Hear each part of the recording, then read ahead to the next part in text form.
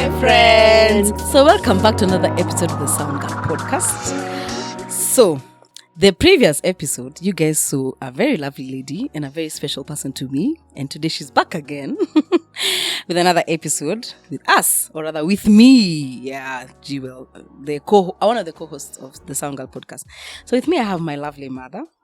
People say we look alike, and I truly believe we do. Some do, some don't. Yeah, but if you see my sisters, maybe you'll think otherwise. But for now, believe I look like her. Yeah. For now, just believe I do. I'm the one who looks like her. Anyway, so today's conversation we'll just converse with my mother. Nothing much, so to say, but we will converse with her.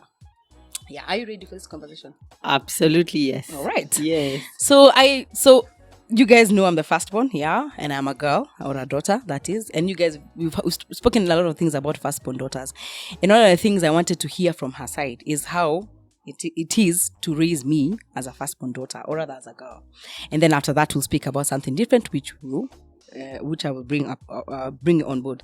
So I also have a daughter, so I want to hear her perspective of how it is to raise a daughter. I have daughters, she has daughters, so a lot of similarities. So I want to hear what you have. So, Mom, how has it been raising me as a daughter, a firstborn daughter? Well, it's not been difficult. Okay. I must say so. I have 3 daughters. Each have had their own journey. Yeah. But today we are talking about Jewel's journey. Yeah. Jewel is my firstborn. Yeah.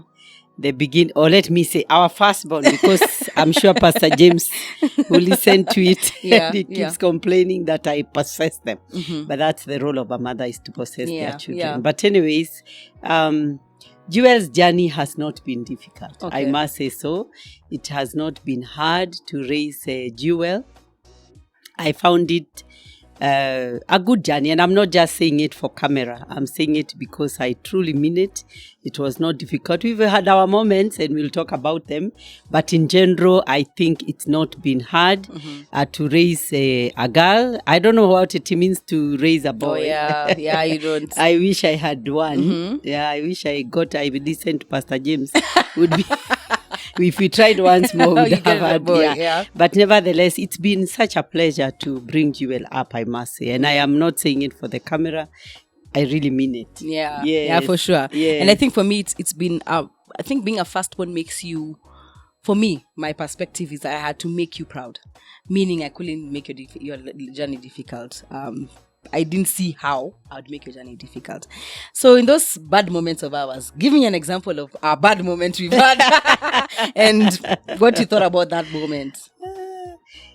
Well, Jewel is as strong as her mother. Yeah, that's true. She has a strong personality. She's outspoken. She doesn't allow you to sit on her head. At least that is. And I'm proud of that, because it's not a bad thing. Yeah. But Jewel also likes her way. Mm-hmm. And she doesn't like morning. She's not a morning person. Yeah.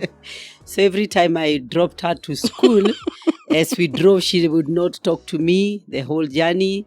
Whether I was dropping her to McKinney when she was in primary school, or when I was dropping her to Strathmore at the university. Yeah. And she would just leave the car and bang the door and just move. Yeah. And then in the evening, she's calling me to pick her. And I'm like, you didn't even say goodbye. So those are some of the hard moments that we've had, but truly, Jewel, I think we've had an easier time in terms of how we have related. Yeah. When you were younger, say in your very early days, Jewel loves her father very much. And sometimes I felt jealous. Like she was closer to her dad than me. Yeah. But I think as she has grown up, she has confided in me more, more than dad. Yeah. And our friendship has become, closer and better than what it used to be. Yeah. Jewel also, it's difficult. Some of the other difficult areas is that Jewel can keep a lot to herself. She can go through difficulties even when she was a small girl, and she doesn't say it. Maybe it's a firstborn thing, where a firstborn feels I am responsible, I shouldn't show my weak areas and all that. And so some things I would discover when it's a bit too late, just because Jewel could not speak about them. So I wish, personally, I really wish that I paid more attention, Okay. to you, and so that you could be able to tell me, because some things I came to discover, even how you suffered in some areas, you couldn't say it. You just really wanted to be strong, which I think we all need to have vulnerable moments. Yeah, that's true. And maybe because we expected you to be, and you did, but I think you did suffer in some areas because we didn't give our attention. Yeah. Yeah. I think for me, one of the ones I remember, this is funny, but now when I look at it, I'm like, why was I getting angry? So one of the days, Joanna was in the bathroom and she was stung by a bee. Then you bet me because she was like, I was like, it's not my fault. So I was saying, Joanna, because you disturbed it. Mom was like, no, she did not disturb it. I'm like, Mom, she disturbed it. She said, no. So you bet me. I was like, so why did you beat me? I was wondering, but now I understand what you meant at that point. Now when I'm when I'm grown up, as in, it didn't really hate me or anything. But the point was that you have to understand that she's herself, because she was still small. She was smaller than me, so I had to be show grace. I couldn't, because I'd say, as you said, I'm outspoken. I say things the way they. I don't know how to sugarcoat. If it's bad, it's bad. If it is good, it's good. So now is when I'm like, okay, my mom really didn't hate me. It's only that. But what you've said, as I've grown older, I've understood the value of a mother, especially when I gave birth. Oh my God, I respect you 101 times more. Oh my God, motherhood is I normally hear people say, I can't talk to my mother. Oh, my mother does. Oh, hey, the day you give birth. Hey. Or you become a parent if you're a man. Oh, you look for that parent. Oh, you look for them. Yeah. So in our journey, in the years I've lived, would you do anything different? I would say yes and no. Okay. Say no, I think when I see who you have become, I think I did it right. Okay. Because you've turned out to be very responsible person. You've turned out to be loving. Jewel, you really care about us. You think about us. I always see, if you had all the money in the world, you would take care of us. And God will give you that money. Amen. So Amen. I feel like there's some of the values are instilled. You have them. But I think on the yes side, I would do things differently. As I've always told you, I would have liked to spend more time. Being a doctor, especially in my early days, and also when you were born, we had just started family. So basically, there was a lot of financial needs, like for every other family. So we are all running to earn a living and to get an income, and that can impact on the children. You also came in at a time when, I also went back to school to do my master's. So being a resident doctor at Kenyatta National Hospital, it was quite involving. Then after that, as you know, I've traveled a lot. So the time with Jewel and maybe the other children was not as I would have wanted. If I rewinded back, I would have liked to spend more time with you. Just time. I think Daddy spent a lot of time with you, taking you out and all that. If I went back, I would actually reduce.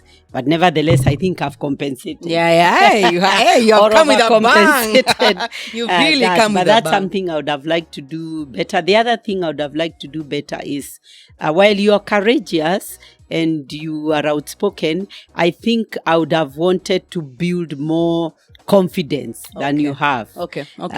Just to affirm you, because sometimes I've seen you hesitate in some things. That's true. And I realize maybe it's just the way we brought you up, and maybe sometimes other words that other people spoke that could have brought you down. So I would have wanted to affirm you a little bit more. And if it's today, I would have taken you to a different school. Oh, really? Yes. Which part of life? Is it primary, high school, or secondary, or campus? Where? Which school? Campus, I think it was okay. Even though I wanted you to be a doctor, but you refused. I think mostly primary school. Okay.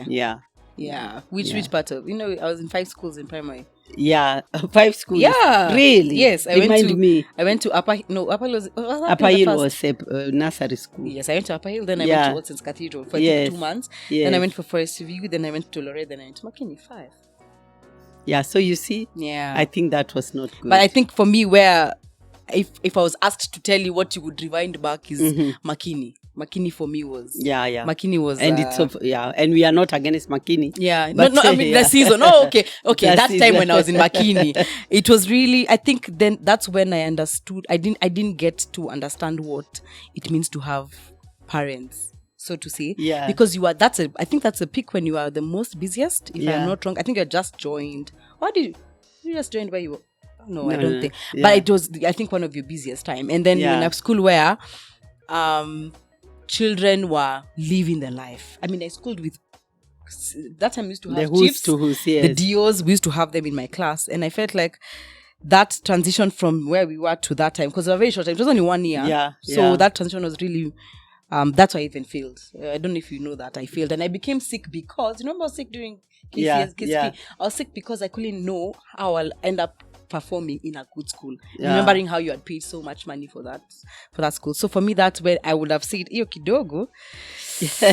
And also after high school, I think the other one, as we wind up, maybe it's as a firstborn, there's so much expectations, there's so much responsibility on your shoulder, and sometimes we as parents don't realize that we are putting so much that we should be taking, so you suffer for the other children. I saw daddy beat you many times because you need to have him on set because he beat me because of the other. But I'm just saying I forgiven him, but I'm like, why would you do that? But anyway, so just that part, I think for those, and if you are a firstborn also, please just understand your parents. There's so much expectation from the firstborn, and sometimes I hear you talk about those stories, how you are beaten because they did, how you are, I would have lessened those expectations and taken you as yourself, like it's due.